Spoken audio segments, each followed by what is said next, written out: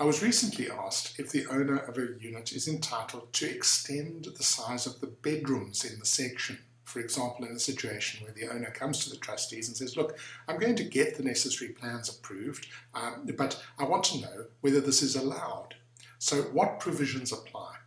The most important provision in this regard is in fact not in the Sectional Title Schemes Management Act at all, but in the Sectional Titles Act. It's section 28(1, in terms of which there is implied in favour of and against each section a servitude for the subjacent and lateral, that means the underpinning and sideways support of and to the section, by the common property and by the sections. So you can't do anything that removes that support.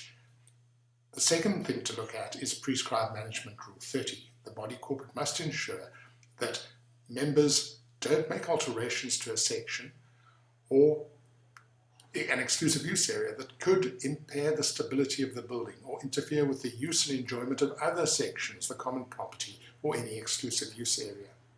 Also, they can't do anything that has a negative or effect on the value or utility of any other section or exclusive use area. So the result is that as long as the owner is working on the basis of municipality approved plans and the work is all within the section, the only issues that the trustees need to consider are, number one, the possibility of danger to the structural stability of the building. So if, for example, the owner has plans to take out a load-bearing internal wall that's needed to support the wall above it, for example, that would be a breach of the statutory duty in terms of the Sectional Titles Act that obliges the owner to give support to sections above. Normally the municipality will require that the trustees sign or otherwise confirm on the plans that the changes are in order under the body corporate's rules. But if this issue arises, then the trustees would be within their rights to call for a structural engineer's certificate so that they can comfortably support the plans.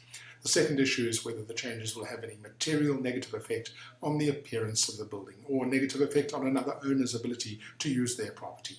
In this case, the body corporate must interfere and prevent the changes. But otherwise, an owner is entitled to rearrange the interior of a section in any way he or she likes.